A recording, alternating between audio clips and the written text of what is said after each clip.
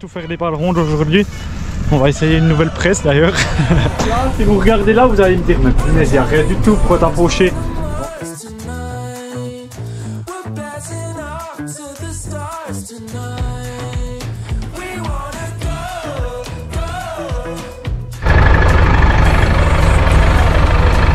Donc si on retrait l'année prochaine, le but c'est d'avoir du bon regain, de la qualité comme ça en stock.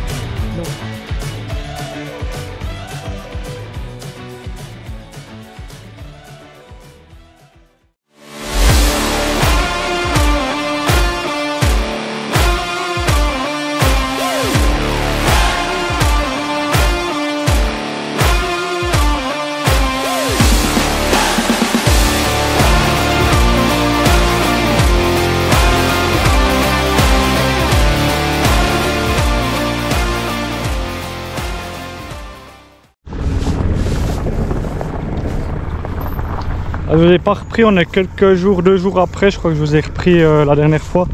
Donc ça fait 3 jours que c'est fauché et puis ça sèche bien, on va vraiment mollo pour pirouetter. C'est encore un peu humide mais cet après-midi ça va bien sécher. Donc on veut tout faire des balles rondes aujourd'hui. On va essayer une nouvelle presse d'ailleurs. Je vous montrerai ça après. Donc je vais pirouetter maintenant dans le plat là. Il y a bien il y a quand même bien du fourrage, je suis étonné. On dirait pas comme ça mais une fois qu'on l'a retourné en fait il est plaqué au sol. Comme il fait chaud ces jours, l'herbe elle pousse énormément. Voyez combien elle a pris déjà depuis qu'on l'a fauché. Voyez, on l'a coupé là.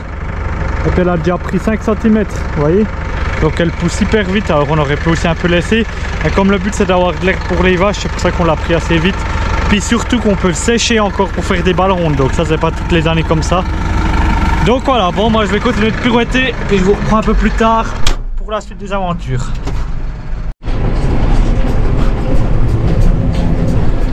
Bon, je retrouve, on est dans le plat. Si vous regardez là, vous allez me dire, mais punaise, il n'y a rien du tout, pourquoi t'as fauché? En fait, c'est vraiment comme l'herbe, elle est assez haute, elle a bien repoussé.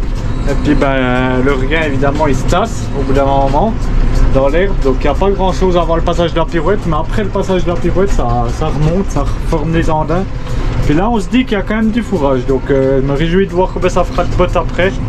Donc, ça va être cool avec cette presse qu'on va prendre. En plus, on va pas trop fracasser le fourrage. Donc ça va être cool, du coup voilà, ça va plutôt bien.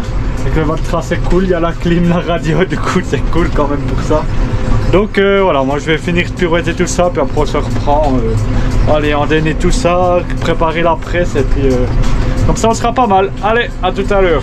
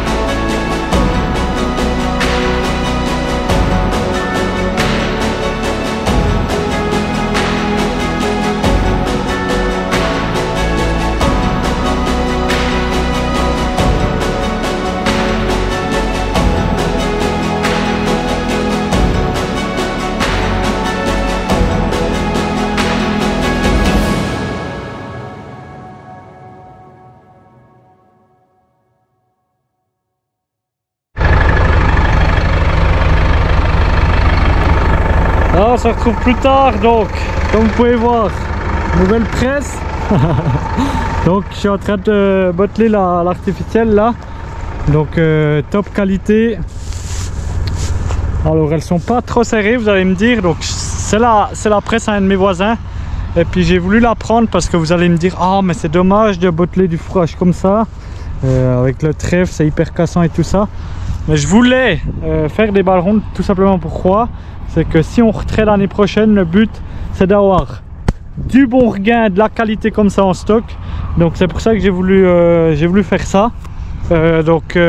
Pour minimiser les risques, je suis allé prendre justement cette botteleuse à courroie qui fracasse beaucoup moins le fourrage que la nôtre à rouleau.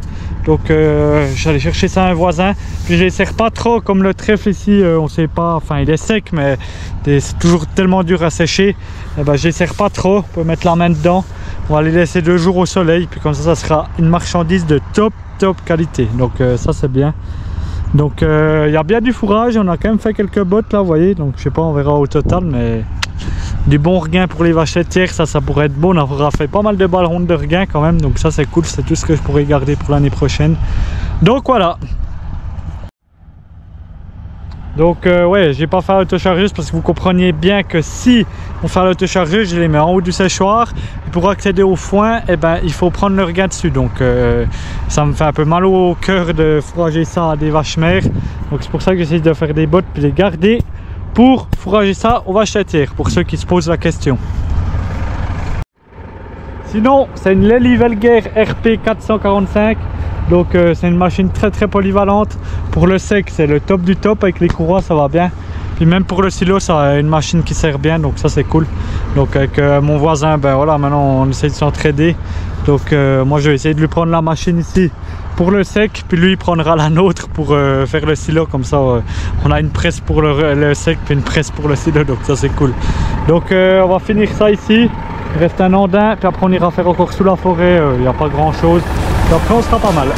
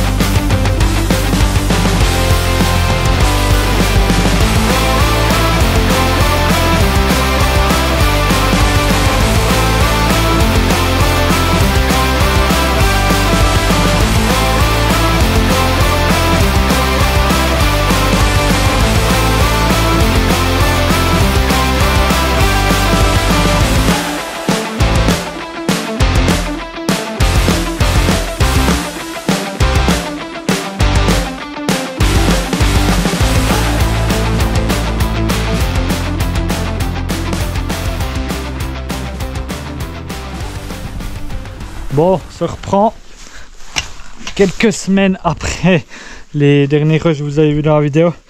Je vais venir vous montrer le regain puis vous conclure. Au final on a fait plus de 30 bottes de regain, donc c'est assez plein quand même. On a juste eu le problème, c'est que là j'ai une botte qui a archi chauffé. Le reste il a un peu chauffé, mais ça va encore, enfin chauffé entre guillemets, il transpire juste un peu, mais les bottes sont pas chaudes. Donc ça sera de la top qualité pour les futures vaches, ça sera bien. Quand tu pars déjà avec, ben on a fait 30 bottes de regain, puis j'en ai déjà fait 30 la dernière fois. Quand on part avec 60 bottes de regain, c'est déjà pas mal. Donc on verra ce que ça donne, mais du coup voilà, c'était un plutôt bon rendement. Puis maintenant il y aura sûrement de la troisième encore à faire en silo, donc ce sera pour les vaches mères, puis ça sera pas trop mal. Bon, du coup j'espère que cette vidéo sur les regains elle vous aura plu, même si je vous ai pas tout montré, le ramassage et tout ça. Mais j'étais pas toujours là et donc voilà, mais j'espère que ça vous aura plu. Donc encore une fois, n'hésitez pas à vous abonner, à mettre un gros like, et puis je vous retrouve la semaine prochaine pour la suite des aventures. Allez, c'était Jérémy, ciao, bye bye.